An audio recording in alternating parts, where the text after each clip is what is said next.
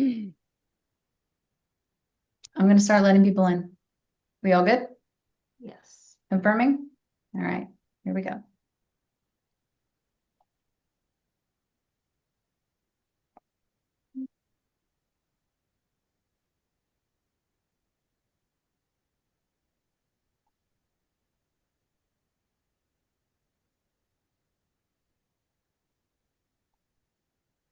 Hello, everyone. Good evening. Thank you so much for joining us this evening. Give us 1 or 2 more minutes as we let people slowly trickle in.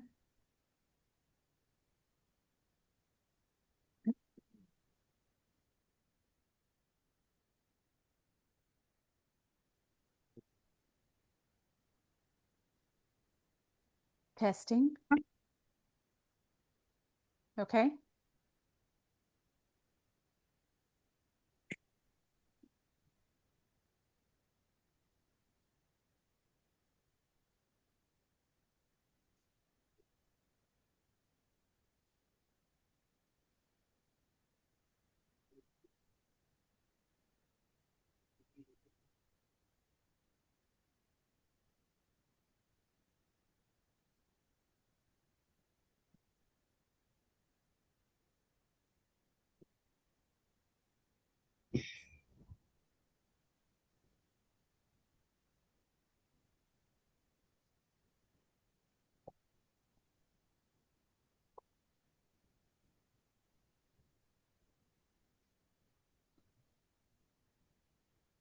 Hello again, everyone who's joining us. Thank you so much for joining us this evening. We're really excited to have y'all here. Give us just maybe 1 more minute as a few more folks join us.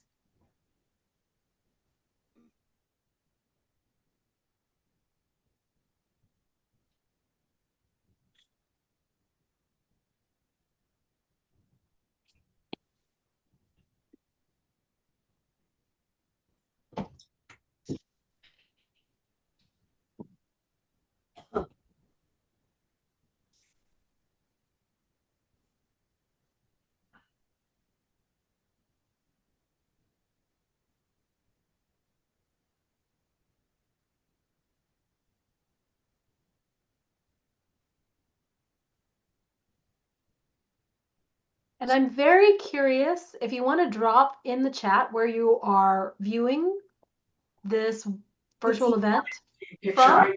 I'm just going to come in this way. Okay. That would be great. We always like to know where our participants are dialing in from. McKinney.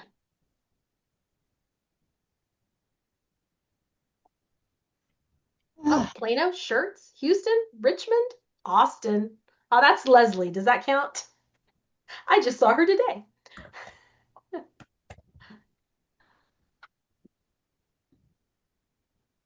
Louisiana. Oh, someone from the Slayton House is here. Louisville. Burnett.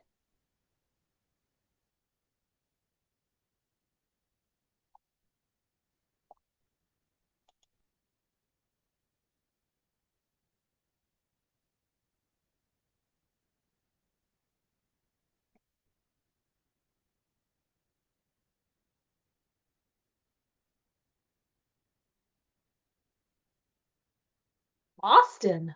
Interesting.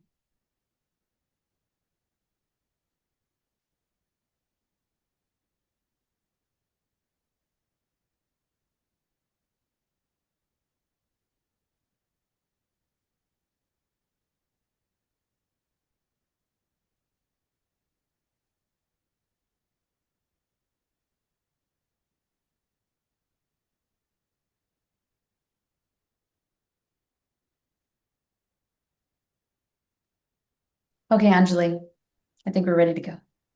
All right. Well, thank you.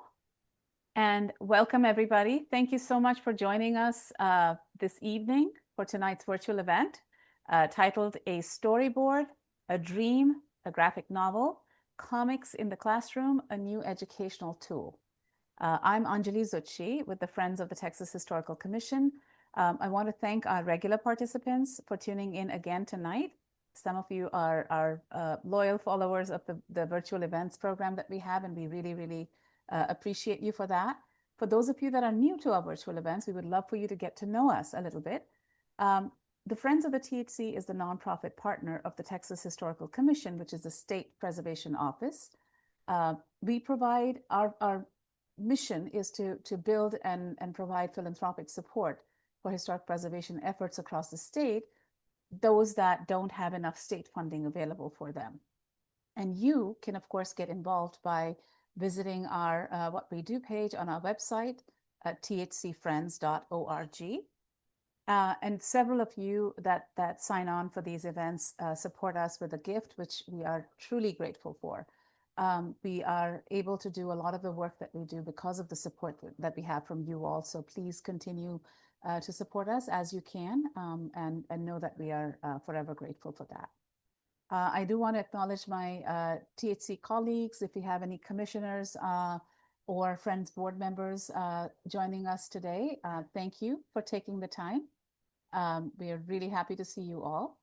And I know Lorelei dropped in our social media links, handles in the chat box, and I'm sure she'll do it again. Please follow us on social media. We'd love to connect with you wherever you are, Facebook, Instagram, LinkedIn. It's a great way to find out more about our future events and programming, like our next virtual event, which is coming up on March 12th at 6 p.m. Since it's Women's History Month, we are celebrating Women's History Month with that event titled Leading the Way, Texas Trailblazer Oveta Culp Hobby. It is being presented by the definitive biographer for Oveta Culp Hobby, Dr. Don Carlton, the head of the Briscoe Center. So please join us for that next month as well. A few housekeeping items before I introduce tonight's presenter. We've had some issues with our Zoom platform lately, so if there are any glitches, we appreciate your patience with us as we work through that. We would appreciate it if you can keep your microphones on mute. You come off from mute if you have a question or a comment, especially during the Q&A session. We encourage you to do that so you can chat with our presenter directly. We will have a Q&A session at the end of the presentation, but in the meantime, if you think of questions and you don't want to forget about them, drop them in the chat, and Tracy or Lorelei will call on you to come off from mute and ask the question yourself. We are recording today's event, and we'll share the link with everyone that had registered for this event, so that you all can watch it again if you want, or share it with other folks that might be interested. And if our presenter shares any resources or links during her presentation, we will share that in that email as well. So with that, it is now my privilege to introduce our speaker for this evening, Sydney Andrea Landers. Sydney is a freelance architectural historian and illustrator based in Los Angeles with a passion for education, accessibility, and graphic novels. Sydney's journey with graphic novels began with Agony, the birth of the historic preservation movement, which she authored, illustrated, and self-published in the summer of 2022. After 3 years of working in consulting following her graduation from UT, she pivoted to full-time work as a freelance architectural historian and illustrator for architectural history, historic preservation, and public history interests. She hopes to use comics and graphic novels as a means of making history accessible and captivating to a wider audience. You can see more of her work at squidnycomics.com, SQUIDNEY comics.com. And Lorelei, if you could drop that link in the chat box, that would be fantastic.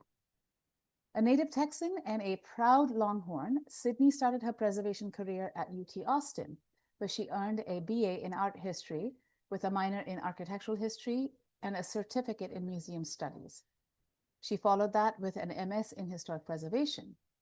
Her graduate thesis explores the university housing cooperatives in Ann Arbor, Austin, and Berkeley as the intersection between affordable housing, community building, and historic preservation. Sydney, I'm proud to say, is also an alumna of the Friends of the Texas Historical Commission's Preservation Scholars Program, class of 2019. She spent 8 weeks at the THC, getting into the weeds of how the agency does its work, and I want to believe that her time with the THC had some little impact on the journey that she has been on since. So with that, over to you, Sydney, and thank you again for taking the time to be with us this evening. Of course. Thank you, Anjali, for the wonderful introduction, and thank you to the Friends of the Texas Historical Commission. That internship back in like 2019 was very instrumental to my career for sure. So I finally learned how to use a historic newspaper back then. All right, we'll get into it. Let's see.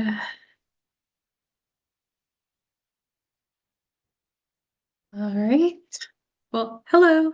I already got introduced. I'm Sydney. I'm gonna get into the graphic novel today. I'm sure you already saw all of the publicity for it so far.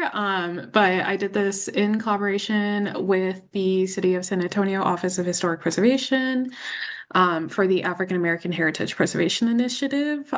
So this was led by the City of San Antonio. We worked very closely from storyboard to final, trying to tell the story of the city with full justice. And I already have my introduction here that we've already done. So sweet. Getting into the AAHPI, so this was an initiative by the city to do a African American cultural context statement, which is actually the city's first cultural context statement, which is very exciting. And it's meant to be the graphic novel companion to the context statement to kind of make the context statement more accessible, considering that it's kind of like more of a white paper product of the historic preservation field. So we're kind of introducing only like an excerpt of some of the stories featured in there to a wider audience to kind of like pique curiosity so that people kind of like lean towards the context statement and the work of the Office of Historic Preservation. Yeah. And I will say, I want to have a shout out to the City of San Antonio.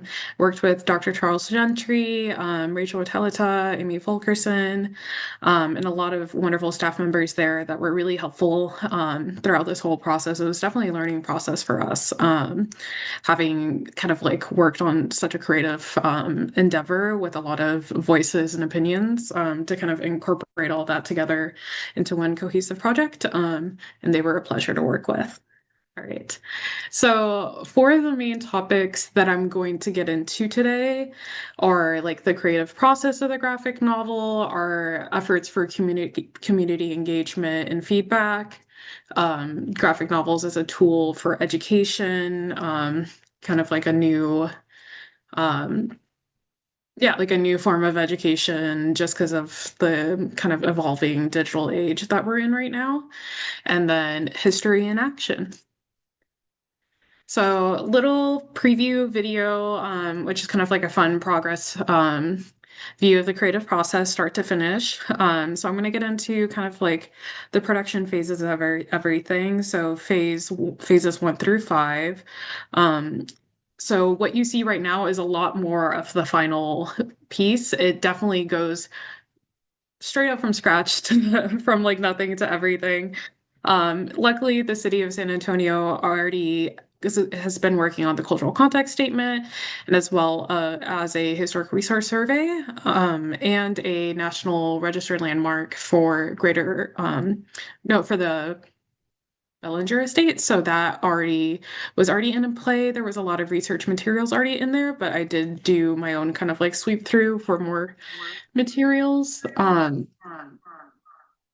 But getting into this, so phase 1, you can see right here, this is not typically what you would think a graphic novel comes out of, but in the very early stages, it is a very large narrative to tackle. So we actually started off with a Excel spreadsheet storyboard where we established the narrative, pacing the text, and mapping out like the accompanying visuals and panel layout.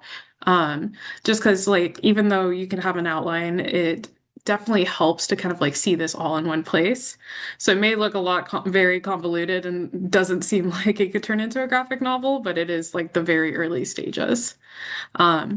Phase two consists of the rough storyboard draft. This also kind of looks very like rudimentary. It's kind of the very early stages of it where we establish kind of like text panel layout as well as early on like less detailed visuals. So you just kind of know where things are going to go, the kind of like general kind of like massing, spacing of everything, and then kind of do more major levels of revision in this stage so that we can get into a more refined stage efficiently.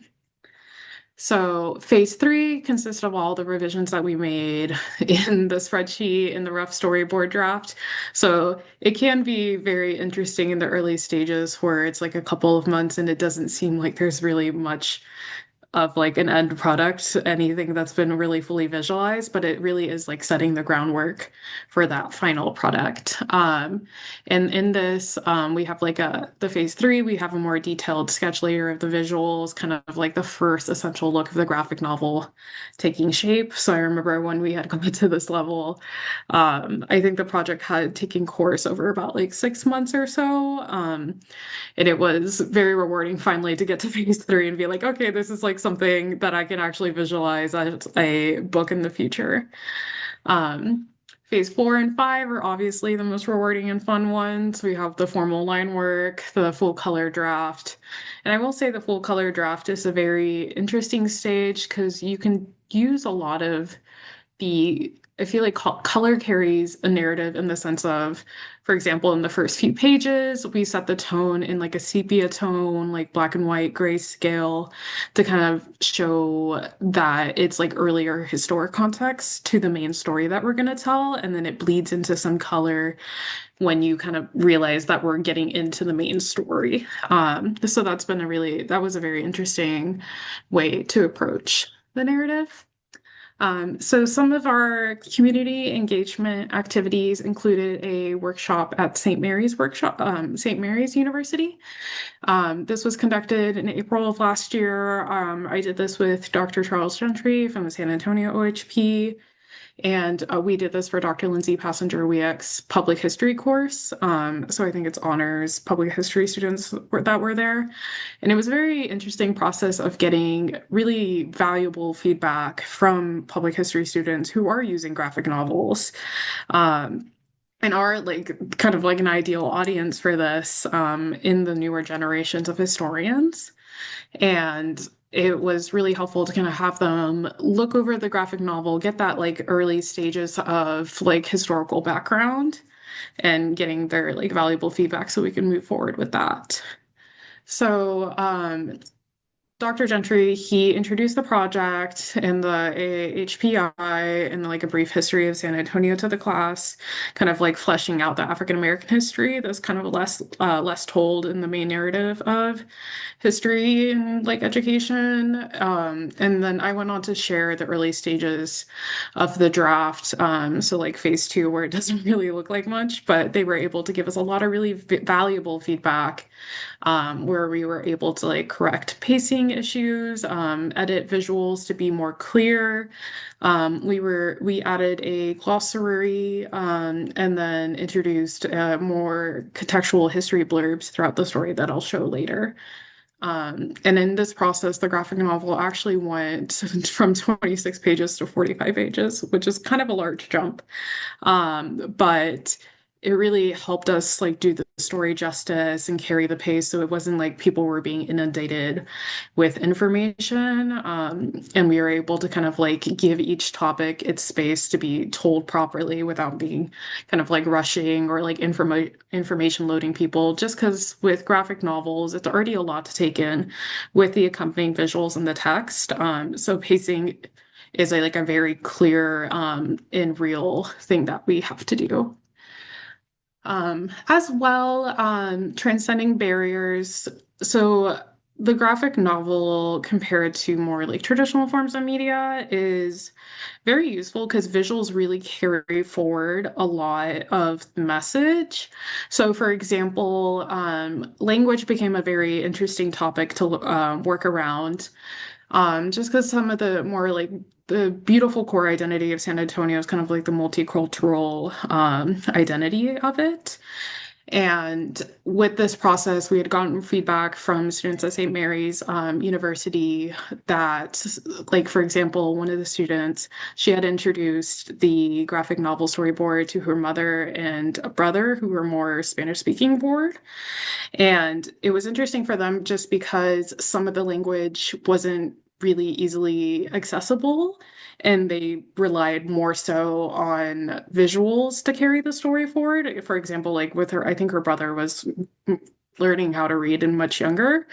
So it was interesting how, for example, the start of chapter 2, which gets into the story of Greater Corinth Baptist Church, I wanted to exemplify like these main topics of faith, resilience, and community, but also have visuals that were conveying that and not fully relying just on the text and something that wasn't as descriptive. So you can see with like that panel, it was more, the intent was more obvious. And then with knowledge, because we're using this as a tool for accessibility, we introduced contextual history blurbs to kind of like brief readers on the more complex topics. So these were kind of like a little blurb into like the later glossary at the end of the graphic novel, but expanding like poll taxes, more topics of like slavery, and whatnot. So this was kind of helpful, but then we had like the accompanying visuals that kind of like contextualized it as well. And then visuals, like I had just said, we use this to amplify and flesh out the narrative so that we were not just relying purely on text. We're in the early stages of the draft. I put like walls of text, and we definitely cut that down a lot, changed the language to be more so, because I have an background as an architectural historian, and I was definitely writing a way higher level than I really needed to. So we broke it down, made these topics more accessible, and made it so that the narrative was able to carry forward while being carried forward by the visuals, not just purely the text. So I will say that workshop at St. Mary's was very, very helpful, kind of getting grassroots feedback and whatnot. As well, getting into visuals as a form of storytelling. So you can see here, these are some just like excerpts of panels within the graphic novel for a lot of topics.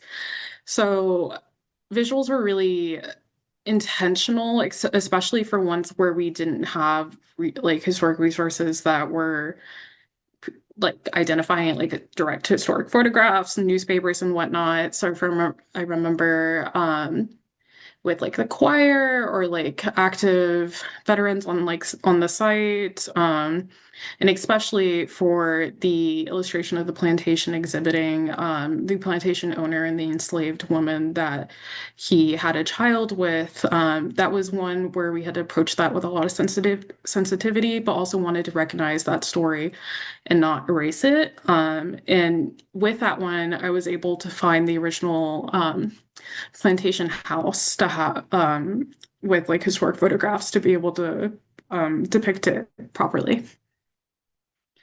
So getting into that as well, to make it a fully immersive experience, I pulled a lot from primary resources and historic photographs. So you'll see like a lot of them are kind of like exact matches of historic photographs. I think there's like a 1939 WPA Works Progress Administration historic photograph of domestic workers within the Bellinger estate.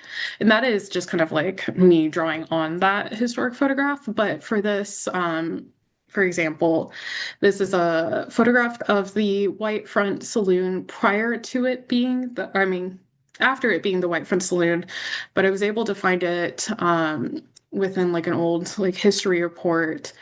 But with the form of graphic novels, I was able to bring to life the saloon, even though we didn't have direct documentation, but we still had enough to work on. So the graphic novel was kind of like a way of creating a human element and kind of thinking what would the saloon have looked like when it was in operation, when kind of activities like that weren't really documented at all for their nature. As well, it was an opportunity to introduce historic preservation to the wider public. As we probably know, like historic preservation sometimes is very limited to field practitioners or people that are very deeply passionate about it. But it can be kind of just like more of like a monolith to like the wider public. So combining visuals and high level overview text, we were able to introduce topics of preservation through these visuals. So for example, I used the addition to the Good Samaritan Hospital that eventually turned into the St. Philip's College Veterans Outreach Transition Center. So they had created like a giant, not a giant, but like a compatible addition to the rear of the property. And on like that lower left panel, I was able to kind of like show the delineation of like the roof height, the massing and everything matching it, which was introducing topics of like the Secretary of the Interior standards, like compatibility, in additions, but also making our history more accessible to modern use. So them being able to use this property despite it being a historic resource. So this kind of introduced a high level overview of compatibility standards, which I don't think would be common knowledge to the wider public. So it was kind of a fun way to like introduce it very briefly and kind of create that interest where people can kind of delve deeper into it if they so desire. As well, the project is actually being exhibited through various forms of media. So it's kind of through the African American Heritage Preservation Initiative that they're doing the cultural context statement. We have physical copies of the graphic novel. We also are doing a digital distribution of it as well through a flippable zine book. And I know the city is also doing a I think it's like an audio read it loud animation to it. Not like fully animated, but just like the audio read it loud to it, which makes it more accessible as well. And then on the lower, we have Reverend Sparrow, who is the current Reverend of Greater Corinth Baptist Church, one of the properties that we talk about in the graphic novel. And he actually did an oral history interview that I believe is going to be featured in the documentary that OHP is releasing very soon about the project as well. And then you have some very early on previews of the printed graphic novel as well, which is very exciting.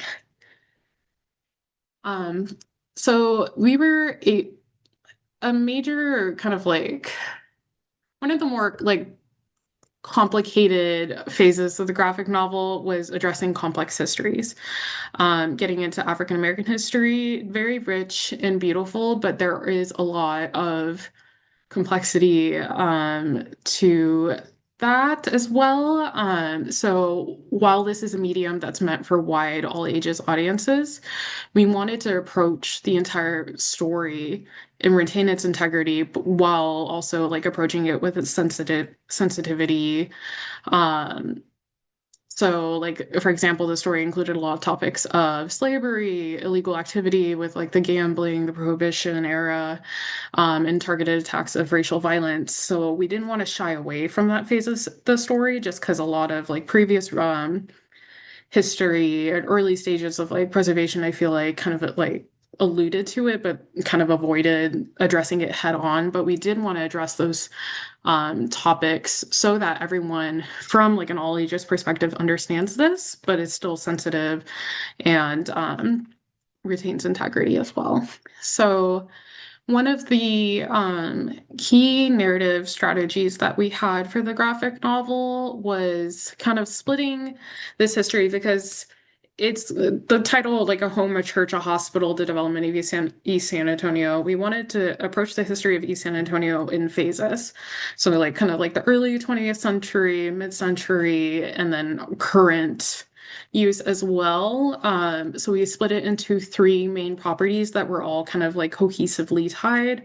So We originally started with Charles Bellinger's estate, which he was a very key African American entrepreneur in the early stages of the 20th century. He led a lot of the development in East San Antonio, ran a lot of businesses. You'll have to read the graphic novel to find out the rest. But we focused on his estate as the kind of built environment property to like stage this all around. And because this history kind of spans a whole century, technically Bellinger's impact obviously like carries on throughout all of it. So we start with a home, his estate, which eventually actually gets sold off to Greater Corinth Baptist Church, who repurposes it for their church community space. And eventually on the property, which was a very large, like white acre entire city block in the neighborhood, they ended up developing more properties like sanctuary, like a patronage, like a pastor's house and everything. So they had developed the entire like lot, but it all centered around the estate. So we started with Greater Corinth, followed into that just because they also were very involved in the community and kind of carried over Charles Bellinger's spirit with that. And then moving into the hospital, Good Samaritan Hospital was an initiative created by Greater Corinth Baptist Church. So it kind of carries over into that in like the 1940s, 50s. So we have like the Bellinger estate, originally 20s, 30s kind of church in the late 1930s into the 40s and 50s. And then we have the hospital in the 50s until like the 60s. And then at the very end of the hospital's history, we get into the adaptive reuse of it for St. Philip's and its current use as the Veterans Outreach Center as well. So it's a very kind of like intuitive way to be able to transition these stories and somehow bridge all of this together over the course of a century. As well, a lot of this project has community engagement. So beyond this St. Mary's workshop that we had done, the City of San Antonio Office of Historic Preservation has continued to host events introducing the HPI and graphic novel to the wider public. So they're doing this kind of at local schools. So I believe pictured here is one of the local middle schools, and libraries and community outreach events. I know Dr. Gentry hosted a zine workshop at the San Antonio Public Library, I think like 2 weeks ago, introduced the graphic novel to them and even did an interactive workshop where participants were creating their own zines and depicting their own history, so like their own mini graphic novels. So getting the community involved in creating their own beyond just kind of like taking in what we've created, which I think is kind of like the whole point of this, kind of encourage this kind of like analysis and creativity so that future generations also carry it over. As well, key factor is accessibility. So we were ensuring that there was like a physical and a virtual distribution so that this was accessible to anybody who wanted to get it. So we have like the virtually accessible flip book, like I had mentioned, the documentary and the like read out loud feature. I think the city had printed like 4,000 copies. So those will be very available to anyone in the area, as well as the digital distribution for people outside of the area. And right here, I would love to plug the launch party for the graphic novel more formally. So I've given you snippets of it. I'm not officially going to let all of this out to you until next week, but we're celebrating the graphic novels release. There will be physical copies there, and as well they're going to do a film screening for the accompanying documentary with like the oral history with Reverend Sparrow, and then as well like kind of an overview of San Antonio's history, the introduction to like the African American Heritage Preservation Initiative, the cultural context statement, and I think I did an interview for that, but I kind of blacked out, so I kind of forgot what occurred during there because my brain was like, there's an interview with me in there. I don't remember what I said, but there's an interview. But Yeah, so that'll be at the Carver Community Cultural Center next Friday, 5 to 7:30 p.m. So if anyone's in San Antonio or around the area and would love to go, I'll be there actually, which is very exciting. So if anyone wants me to like sign a little copy, I can totally do that. But yeah, there will be light refreshments, which is very exciting. And I guess we'll carry over with the Q&A and discussion. I do talk a bit rapidly, so I might have flown through that, but feel free to ask any questions, share anything. Yeah. I'll stop sharing for now. Does anyone have any questions? You can come off mute. You can ask them in the chat. Whichever seems more relevant to you. Okay.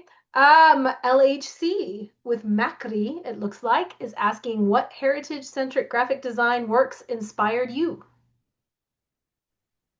Oh, mute. Sorry. No As soon as worries. I read that, I thought of a series that I have. I'm going to go off camera real quick to grab it because I would love to show you guys real quick. Okay. And again, y'all, you can just drop it in the chat. We will ask her on your behalf, or if you would like to come off, you can. Oh, Leslie asked something too. You can also do that. But let's see what you have, Sydney. Yes. So this was actually brought to my attention by Charles Gentry, who was like kind of my main contact person through the city that I worked very closely with to make this project a reality. It's March. It's like the story of John Lewis, illustrated by Nate Powell. It's a three-part like graphic novel series, absolutely gorgeous, tells the story very it's amazing. It's got a National Book Award. I really love it. I love Nate Powell's art style. The story really carries forward. And I'm trying to see.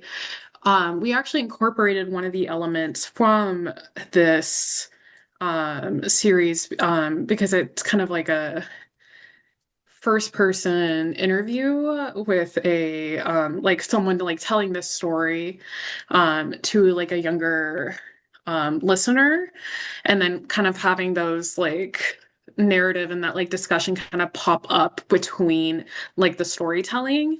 And let me see if I can share my I've dropped a screen and link to Penguin Random House in the chat that perfect. is for that. Here, if I'm sharing my screen, I can go back and show a preview of it. Right here on the lower right corner, those first two pages, actually, we introduce it in a very similar way to March, actually, because we got inspired from it. Because we didn't want it to just purely just be kind of like telling a story and it just feels like kind of like a book report. Kind of we wanted to create like a human element and why we were telling this story specifically. So we kind of created a story of like a reverend at the Bellinger Estate, now Greater Corinth Baptist Church, with a local public historian with a SAPL t-shirt, who is doing an oral history interview of the Reverend, trying to see the history of the estate and the local neighborhood. So we have like that kind of like setting for like the first three pages. Greater Corinth was a really great source. You can see on the second page that billboard with all the like historic resources. That was a huge one. That's an actual billboard in their building. And I was able to like pull a lot of historic photographs for the graphic novel from there. But we introduce it through this kind of like oral historian perspective in those first three pages, and then throughout featured in like the first couple of pages, and then kind of like little snippets of conversations that kind of come back and go, oh, like for example, how much would have the like Bellinger estate cost now? And you can actually see that in the image on the upper right corner right there. We have the oral historian and the Reverend discussing right in the middle of the narrative going, oh, this would have cost them much. Wow, that really like puts things into perspective. So kind of like relating to the reader a little bit. And the end of the graphic novel actually wraps up with that as well. The oral historian and the reverend kind of like reflecting on it, looking at the site as a whole, and kind of tying the home, the church, the hospital together to understand where we go from here. Where, like, we know this all now, like, how are we going to use this history moving forward? So that March really inspired us for that. So that was a really long-winded answer. But this one was very, very good. There's a Robert Moses, also graphic novel that I had read in grad school that was really influential, that actually inspired me to do Agony as well. So I would say March was a huge inspiration for this one specifically. And it's a beautiful 3-part series. Cannot recommend it enough. Wonderful. We also have someone who would like to know what other graphic novel projects you have done. Okay, so I did Agmany. I will plug that because when someone said that it was self-published in 2022, I went, oh my God, it's been 4 years. Oh my God. But yeah, so I did that one during grad school. I think like 50 pages. I finished it in a month. I truly cannot remember how I did that. So whenever I did, because it was like my last semester of grad school, so you're doing your thesis, you're doing everything. It's just kind of a blur. So I remember actually starting this graphic novel. It was a learning process because I truly did not remember how I even did the first one. So we really worked together to create a structure on how we were going to develop the story and everything, because it is kind of a behemoth to approach. But as for other graphic novels, definitely this one, Agmany. I've done zines and more like short form. I wouldn't say like full-length graphic novels, but short form zines for local events like LA Zine Fest, one in like Eagle Rock, and like all Southern California based. And those are kind of shared to the wider public. So I've done one about like that. I used to do like historic resource surveys and whatnot. There's one about like the infamous Goth and Barbie house along Pacific Coast Highway in LA, which is kind of like a cultural monolith a little bit. And there's a few more about like historic window rehabilitation and stuff like that. So those are like the main ones. I'm working on a long form graphic novel that I hope to publish in a few years.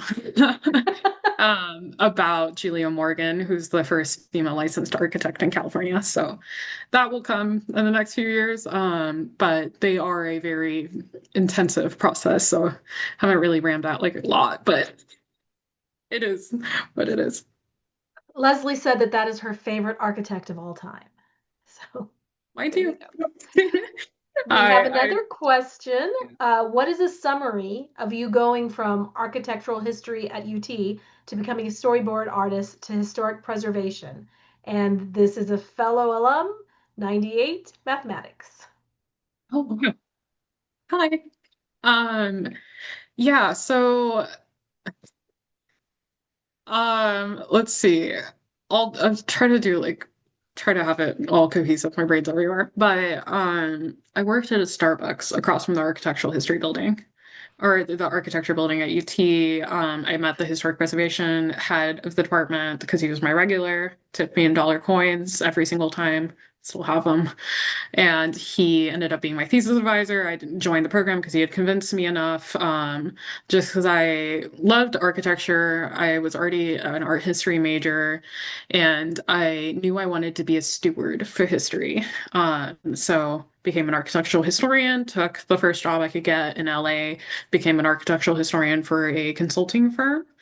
And then from there, I kind of worked in consulting for the first few years, just like my first real like 9 to 5 job, and was kind of like realizing what I liked and did not like about like the field and whatnot, like kind of seeing like what I wanted to do and what I wanted to do less of and whatnot. And in that, I had self-published Agvany, I think like a year into consulting. So like that summer after I had graduated. well, yeah, because I graduated 2021. So 2022, self-published that. And then Jason Church from the National Center for Preservation Technology and Training, which is like a section of the National Park Service, reached out to me actually and asked if I wanted to help them do a graphic story series. So I did a graphic story. I guess this counts as a graphic novel too. But I did a graphic stories series where it's like kind of one pager technical training guides for the Olmsted Center for Landscape Preservation. So kind of teaching how to like clean tools, how to be sensitive to historic trees, how to prune trees, how to there's a lot of trees, like tree lightning protection. I learned a lot about trees. And mulch as well. But it was a lot of technical training guides for seasonal and temporary workers as well. So it kind of was kind of like a soft launch into understanding how to make language accessible, because these were people who had never worked in landscape or anything with like historic resources before. And it was like a very quick, like visual learning way of them to like figure out, okay, this is how I'm supposed to clean my tools. This is how I'm supposed to lawn mow around historic cemeteries properly. So I did that for them, and that was kind of introduction into creating those topics. And it was a very interesting way of like kind of creating training guides specifically, because like with training, a lot of people are visual learners, and that was like specifically very resourceful. And they had done a previous series on graphic stories, so I expanded on that with the Olmsted Center specifically. And there's going to be more graphic stories with that down the line. But we've gone up to like 13 stories for that. So I did that. That was my first client project. And then summer 2024, they asked me if I wanted to do a bunch more. And then I was like, oh, I could make a living off of this. So I did.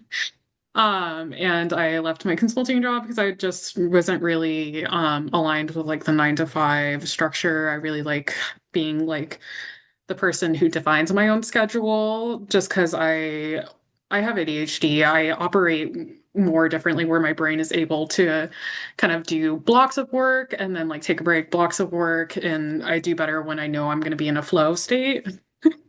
And being a freelancer has enabled me to do that.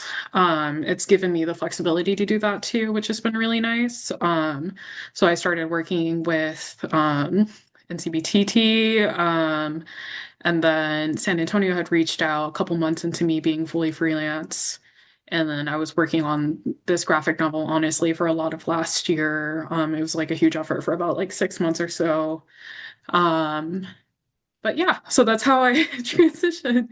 It was kind of like everything happened for a reason and kind of like snowballed into it, where it was like one thing after another. I was like, you know what, this kind of makes sense. I'm liking this, so I'm going to keep following it forward. And I am continuing to do that, and it's working.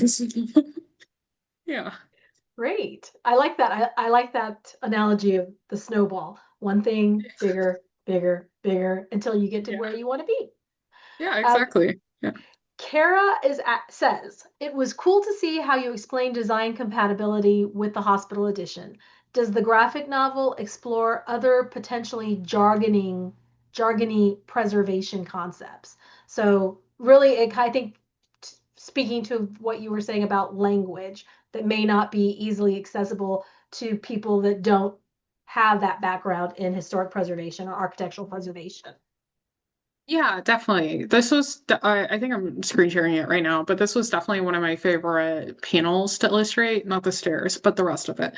But it was very interesting to like kind of like show accessibility standards, which are kind of like not gatekept, but like very limited to the preservation field. Like it's kind of like not a common thought to like think about. And as well, let's see, like language for sure, especially with those like context like pop-out bubbles that we put, that were kind of like glossary excerpts in the middle of the narrative explaining like poll taxes, the Jim Crow era, topics on slavery. That was like really integral, just because it was like part of the narrative, but we didn't want to just like put it in there and assume that people knew what poll taxes were, because it is something that more so like a historian would know. So that I think that was a really good tool to kind of like break down more like history specific like terms and whatnot. Yeah, that makes perfect sense. And you're right. There's in any field, there's sort of domain knowledge language that people may not, or even the same words or the same language that is used in a different way contextually. So Yeah. Emma she wanted to let you know, I work at a small museum focused on county history, but we also have 2 historic properties on site and tell the stories of their previous occupants. Do you have any or advice or tips for how one could get started planning a project like this? Um, let's see. If you like have the histories of like the pre-existing documents and like the site history and all that kind of stuff, I honestly would just delve into the research and kind of like see what you can get from that. If you already have primary resources, that's even better. And if you wanted to like get into a project like this and kind of see how you want to tell this story, like kind of just create an outline, like what is the overall story I want to tell. So for example, with this graphic novel, remember Charles had introduced kind of like three or like 2 or 3 main concepts of health, wellness, and spirituality in the Black community. And then from there, we split it into the home church hospital and how we were able to exhibit it within those topics. So I think like creating like an overall like mission of like what story you want to tell and then kind of breaking it down. So for example, with like the 2 occupants, try to see like what connections they have together, if they have like the same story or if like they add upon each other, and trying to see like the depth of the project too. So for example, we thought this was gonna be like 25 pages. And then the story ended up being a lot more complicated. So then we expanded upon it. So it's kind of like, so it's a working process. But I was just dig deep into the research and see where you can get. It's the funnest part. Yes. Thank you for that. So, do we have any other questions? Feel free to come off mic if you want to. That's fine.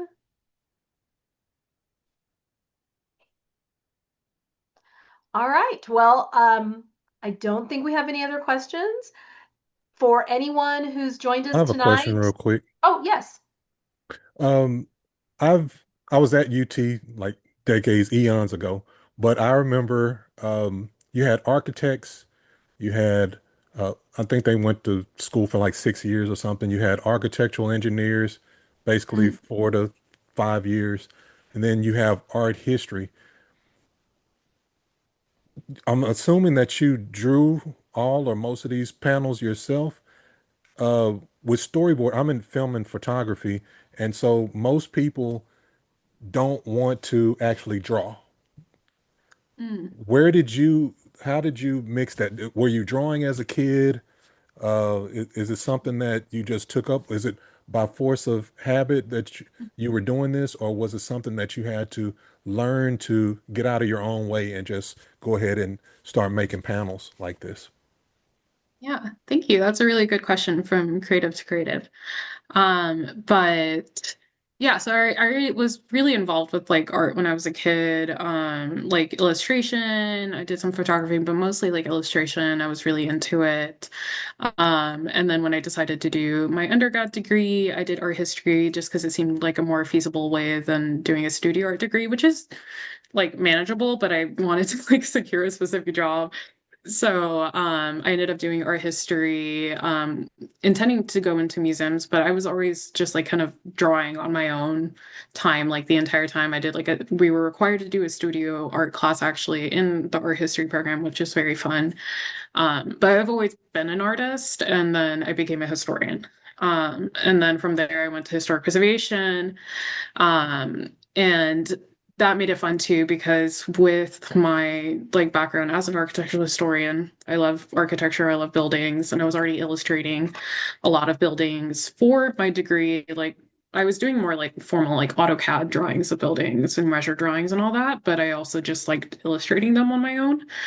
And then I think it's like when I found out that you could combine the two at the exact same time, I can attribute this specifically to Dr. Tara Dudley at the architecture program at UT Austin.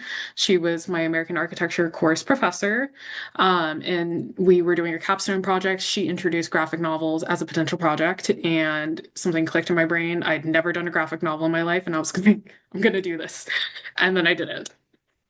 And Um, what program did you use for this graphic novel?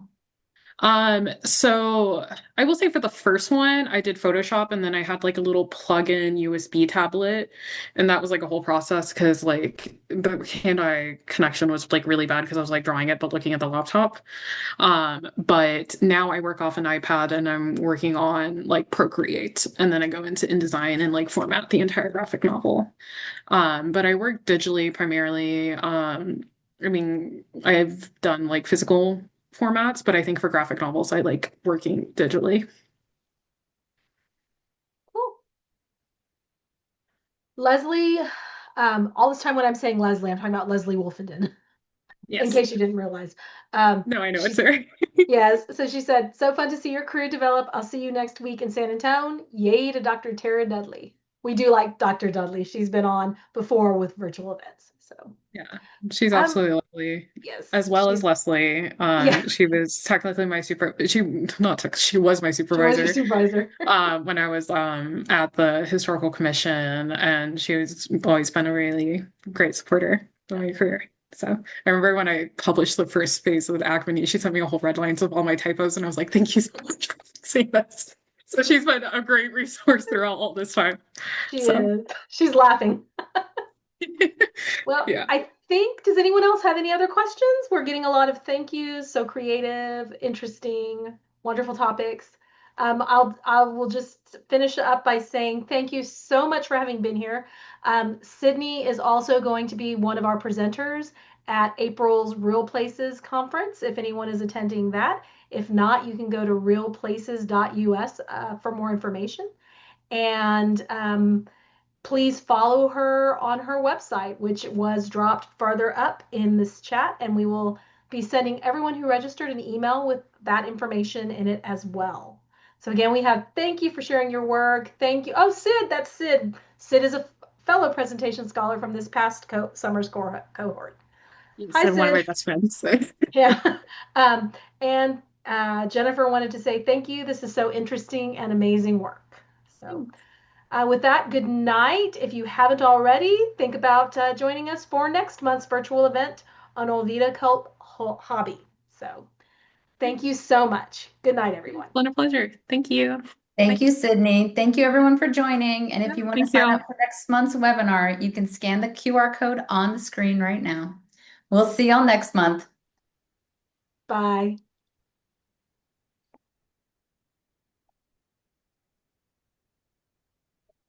Bye, everyone. Have a great night. Ta-ta. We'll miss you. See you next month.